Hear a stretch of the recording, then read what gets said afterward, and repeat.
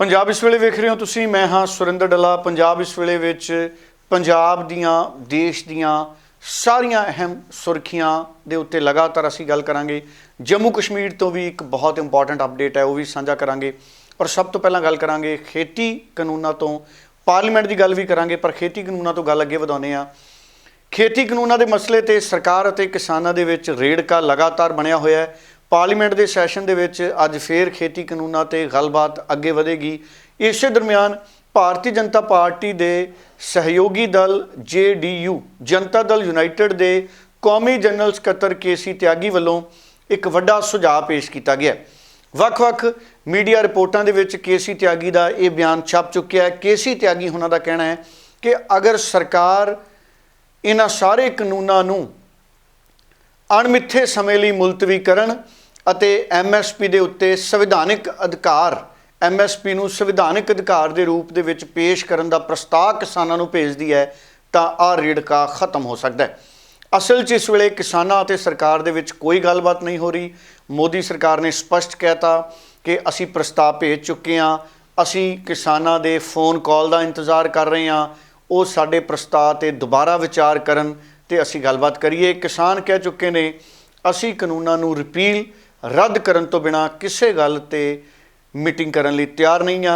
अजिहे विच सरकार वालों 1.5 साल दे लई भाव 18 महीने लई कानून नूं मुलतवी करन दा प्रस्ताव सी, पर KC त्यागी दे मुताबिक अगर सरकार अणमिथे समय लई कानून नूं मुलतवी करन दा प्रस्ताव दिंदी है ते MSP नूं संविधानिक अधिकार बनाउण दा प्रस्ताव दिंदी है ते किसान अते सरकार 'च गलबात भी शुरू हो सकदी है ਅਤੇ ਗੱਲ सहमति वाले पासे भी तुर सकती है।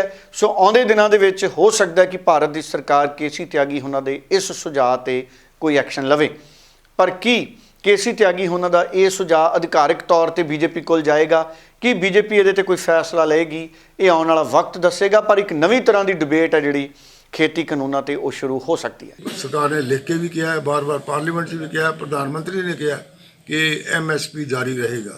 ये बारे लोगों को भुलेखा पाना मैं कहना सरकार है। असी उन्होंने पैकेज देता सी 1.5 साल ਲਈ कानून सस्पेंड कर देने, एक कमेटी बना लाँगे, इस किसानों के रिप्रेजेंटेटिव भी होंगे तो सरकार वालों भी होंगे, खेतीबाड़ी के माहर भी जोड़े म्यूचुअली एग्रीड होंगे वो लवेंगे और वो जो कमेटी रिपोर्ट करेगी वो मुताबिक अभी फैसला करते। गलबात बैठ के होनी है और फैसला बैठ के करना पैना है। कई जो प्रैशर जोड़े हैं उन तो बाहर निकल के मैं फैसला करना पड़ेगा। उधर गाजीपुर बार्डर पर अंदोलन कर रहे सीनियर किसान आगू राकेश टकैत उन्होंने लगातार किसानों को संबोधन करते हुए एक तो बाद एक उन्होंने हौसला अफजाई लिए गल्लां कीतियां ने। राकेश टकैत उन्होंने भारत की सरकार को भी एक बार फिर सुनेहा भेजने की कोशिश की है। राकेश टकैत उन्होंने कहा है कि किसान 2 अक्तूबर तक आस करते हैं कि 2 अक्तूबर तक कोई ना कोई फैसला हो जाएगा। सो 2 अक्तूबर को गांधी जयंती होंदी है। सो 2 अक्तूबर का समा राकेश टकैत उन्होंने दिता है। ये पिछे कारण की है? 2 अक्तूबर का समा ही राकेश टकैत ने क्यों दिता है? असल जो ये सुनेहा देना चाहते हैं कि किसान 2 अक्तूबर तक अंदोलन करने लई तैयारी कर चुके हैं और किते ना किते सरकार को यह सुनेहा देना चाहते हैं कि असी ये अंदोलन खत्म करने वाले नहीं हाँ जद तक साडियां गल्लां साडियां मंगां नहीं मन्नियां जांदियां। हुण आउंदे दिनां दे विच अगर कोई नवे प्रस्ताव आउंदे ने तो सरकार अते किसानां 'च गलबात शुरू हो सकती है। पर राकेश टकैत लगातार जिथे किसानां दे विच जोश भर रहे हैं उत्थे सरकार नूं भी ये संकेत दे रहे हैं कि साडे हौसले बुलंद ने। 6 फरवरी का चक्का जाम काफ़ी ज़्यादा कामयाब रहा, जिस तो बाद 6 फरवरी के चक्का जाम दियां भी देशां विदेशां दे विच खूब चर्चावां हो रही ने। सो देश ते विदेश दे विच वड्डी गिणती जिहड़े लोग ने वो चक्का जाम दियां चर्चावां कर रहे हैं। शांतिपूर्वक तरीके नाल चक्का जाम कीता गया सी। चक्का जाम दे विच जिथे मर्द किसान पूरी तरह सरगर्म रहे, उत्थे बीबियां भी मोढे नाल मोढा जोड़ के इस अंदोलन का हिस्सा रहीआं। आओ सुणदे हां किसानां दे जोश दीयां गल्लां जिहड़ियां चक्का जाम वाले दिन खबरां दी भीड़ च किते गुम गईआं सी। ਜਿਹੜੇ ਸਾਡੇ ਜੇਲ੍ਹਾਂ ਦੇ ਵਿੱਚ ਮੁੰਡੇ ਬੇਕਸੂਰ ਬੰਦ ਕੀਤੇ ਨੇ ਉਹਨਾਂ ਨੂੰ ਰਿਹਾ ਕੀਤਾ ਜਾਵੇ। ਸਾਡੇ ਜਿਹੜੇ ਟਰੈਕਟਰ ਥਾਣਾ ਵਿੱਚ ਬੰਦ ਕੀਤੇ ਉਹਨੇ ਬਿਨਾਂ ਸ਼ਰਤ ਤੋਂ ਉਹਨਾਂ ਨੂੰ ਘਰੇ ਭੇਜਿਆ ਜਾਵੇ ਅਤੇ ਜਿਹੜੇ ਬਿਨਾਂ ਕਸੂਰ ਮੁੰਡੇ ਉੱਤੇ ਕੁੱਟੇ ਗਏ ਨੇ, ਬੰਦ ਕੀਤੇ ਗਏ ਨੇ ਬਿਨਾਂ ਕੋਈ ਕਸੂਰ ਤੋਂ, ਬਿਨਾਂ ਕੋਈ ਉਹਨਾਂ ਨੇ ਕੋਈ ਗਲਤੀ ਨਹੀਂ ਕੀਤੀ ਹੈਗੀ, ਉਹਨਾਂ ਨੂੰ ਛੇਤੀ ਤੋਂ ਛੇਤੀ ਰਿਹਾ ਕੀਤਾ ਜਾਵੇ। ਅਸੀਂ ਉੱਥੇ ਆਪਣੇ ਹੱਕ ਮੰਗਣ ਗਏ ਸੀ, ਨਾ ਕਿ ਅਸੀਂ ਉੱਥੇ ਕੋਈ ਹੁੱਲੜਬਾਜ਼ੀ ਕਰਨ ਗਏ ਸੀ। ਉਹ ਉਹਨਾਂ ਦੀਆਂ ਚਾਲਾਂ ਸੀ ਸਾਡੇ ਉੱਤੇ। ਉਹ ਫਿਰ ਉਹ ਅਣਜਾਣ ਮੁੰਡੇ ਸੀ, ਜਿਹੜੇ ਭੋਲੇ ਭਾਲੇ ਮੁੰਡੇ ਸੀ, ਉਹਨਾਂ ਨੇ ਉਹਨਾਂ ਤੇ ਦਬਾਅ ਪਾ ਕੇ ਉਹਨਾਂ ਨੂੰ ਬਿਨਾਂ ਕਸੂਰ ਤੋਂ ਜੇਲ੍ਹਾਂ ਵਿੱਚ ਬੰਦ ਕੀਤਾ। ਕਿਉਂ ਬੰਦ ਕੀਤਾ ਗਿਆ? ਅਸੀਂ ਆਪਦੇ ਹੱਕ ਮੰਗਣ ਗਏ ਹਾਂ ਕਿ ਅਸੀਂ ਕੋਈ ਉੱਥੇ ਭੀਖ ਨਹੀਂ ਮੰਗਣ ਗਏ। ਅਸੀਂ ਆਪਣੇ ਹੱਕ ਲੈਣੇ ਨੇ, ਹੱਕ ਲੈ ਕੇ ਹੀ ਹਟਾਂਗੇ, ਉਹਨਾਂ ਚਿਰ ਹਟਦੇ।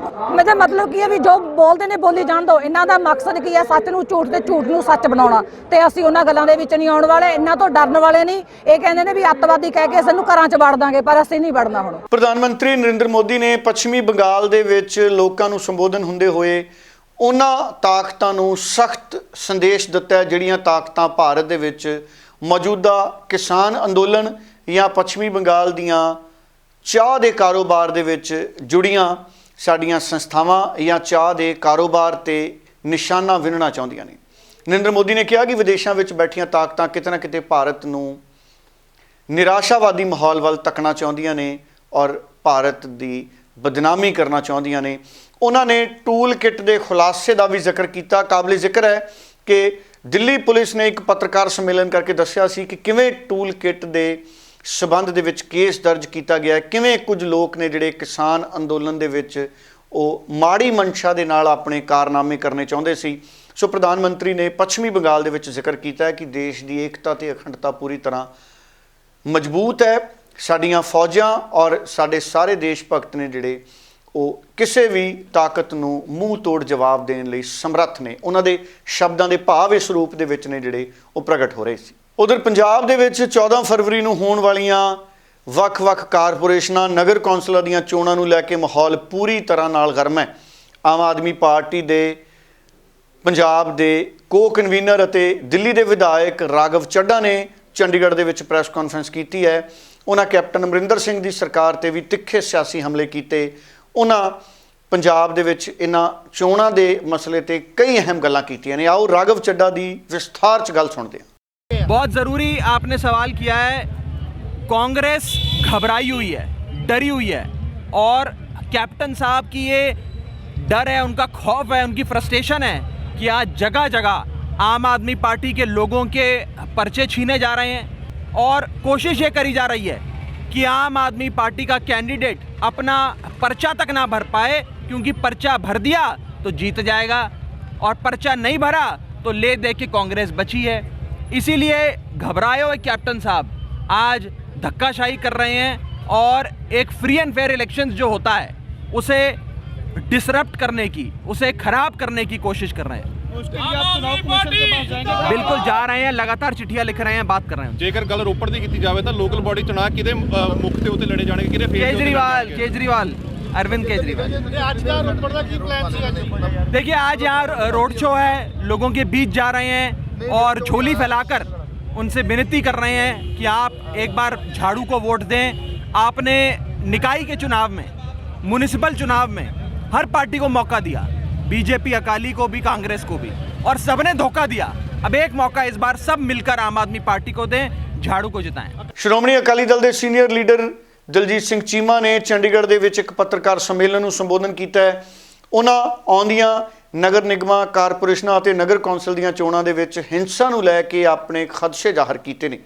ਉਹਨਾਂ ਜ਼ਿਕਰ ਕੀਤਾ ਕਿ ਕਿਵੇਂ ਜਲਾਲਾਬਾਦ ਦੇ ਵਿੱਚ ਅਕਾਲੀ ਦਲ ਪ੍ਰਧਾਨ ਸੁਖਬੀਰ ਬਾਦਲ ਤੇ ਨਿਸ਼ਾਨਾ ਵਿੰਨ੍ਹਿਆ ਗਿਆ। ਦਲਜੀਤ ਸਿੰਘ ਚੀਮਾ ਨੇ ਮੰਗ ਕੀਤੀ ਹੈ ਕਿ ਭਾਰਤ ਦੀ ਸਰਕਾਰ ਅਤੇ ਭਾਰਤ ਦਾ ਚੋਣ ਕਮਿਸ਼ਨ ਫੌਜ ਦੀ ਤੈਨਾਤੀ ਕਰਕੇ ਇਹਨਾਂ ਚੋਣਾਂ ਨੂੰ ਅੰਜਾਮ ਤੱਕ ਲੈ ਕੇ ਜਾਵੇ, ਤਾਂ ਹੀ ਇਹ ਚੋਣਾਂ ਨਿਰਪੱਖ ਹੋ ਸਕਦੀਆਂ ਨੇ।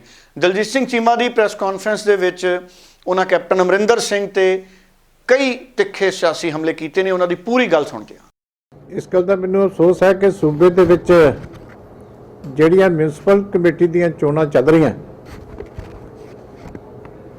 ਉਹ ਪਾਰਟੀਆਂ ਦੀ ਆਪਣੀ ਇਲੈਕਸ਼ਨ ਨਾ ਹੋ ਕੇ ਸਟੇਟ ਵਰਸਸ ਪੀਪਲ ਇਸ ਵੇਲੇ ਇਲੈਕਸ਼ਨ ਜਿਹੜੀ ਹੈ ਉਹ ਬਣ ਗਈ ਹੈ।